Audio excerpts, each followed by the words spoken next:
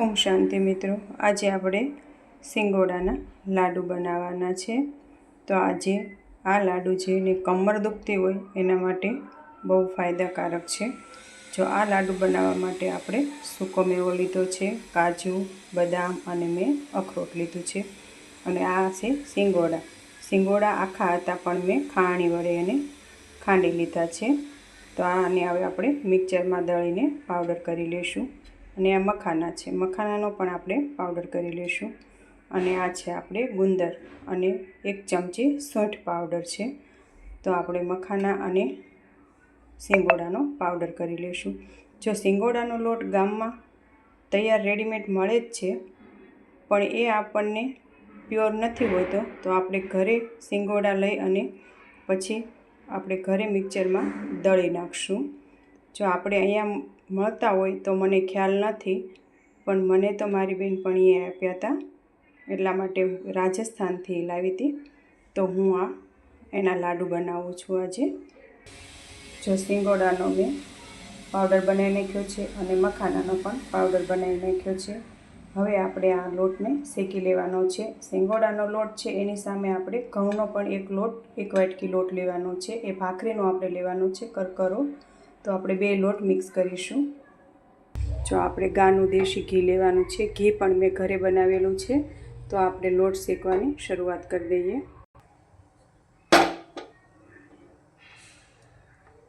જો આપણે મેં 1 વાટકી ઘઉંનો લોટ અને 1 વાટકી સિંગોડાનો લોટ લીધો છે। હવે આપણે એમાં ગાયનું દેશી ઘી નાખીશું।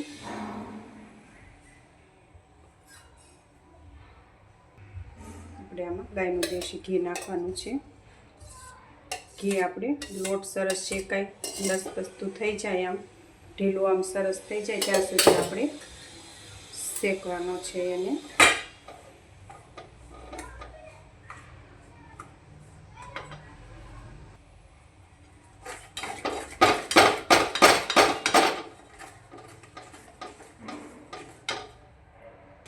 જો આપણે લોટ સરસ શેકાઈ રહ્યો છે, તો આપણે આને 10 મિનિટ જેવો શેકાવા દઈશું।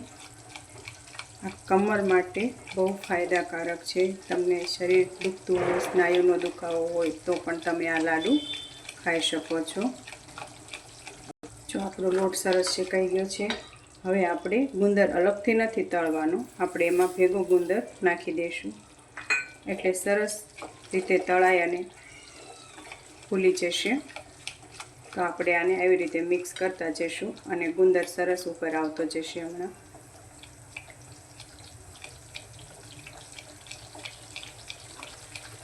અલગથી તળવી તો આપણે મહેનત વધી જાય છે અને વાસણ પણ આપણા બગડે છે। તો જો આ રીતે સરસ ગુંદર આપણો ઉપર આવી ગયો છે। જો દેખાય છે મિત્રો, જો ગુંદર આપણો સરસ આ રીતે ઉપર આવી ગયો છે। હવે આને આ રીતે આપણે 5 મિનિટ આમાં હલાવવાનો છે, એટલે તમારો ગુંદર કાચો પણ ન રહે, સરસ શેકાઈ જાય છે। જો આ રીતે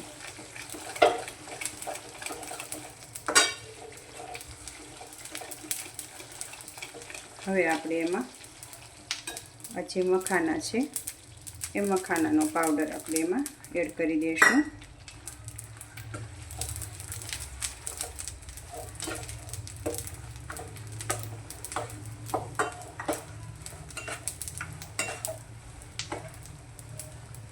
જો હવે આપણે આમાં બધું ડ્રાય ફ્રૂટ છે એ એમાં નાખી દેવાનું છે।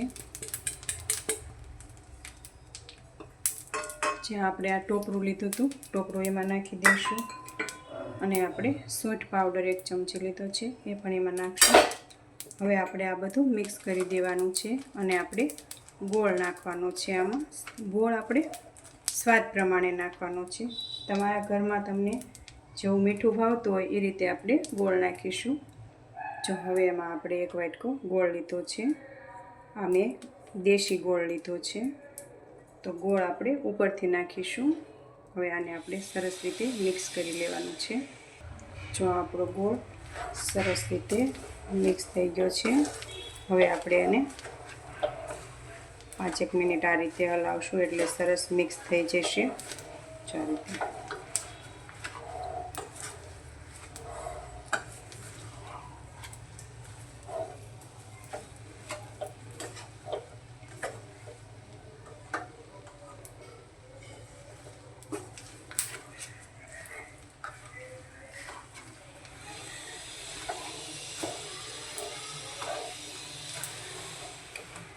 હવે એક મોટા બાઉલમાં નાખી દઈશું અને આપણે એના લાડુ બનાવવાના છે.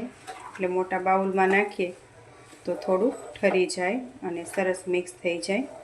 જો આ રીતે આપણે હવે એને મોટા બાઉલમાં લઈ લઈએ. જો આ રીતે આપણે સરસ મિક્સ થઈ ગયું છે બધું. હવે આપણે લાડુ વાળી લેવાના છે. આ રીતે આપણે નાના નાના લાડુ કરી લેશું. જો તમારે લાડુ ન કરવા હોય તો તમે આની સુખડી પણ કરી શકો છો, પણ હું આના લાડુ બનાવું છું.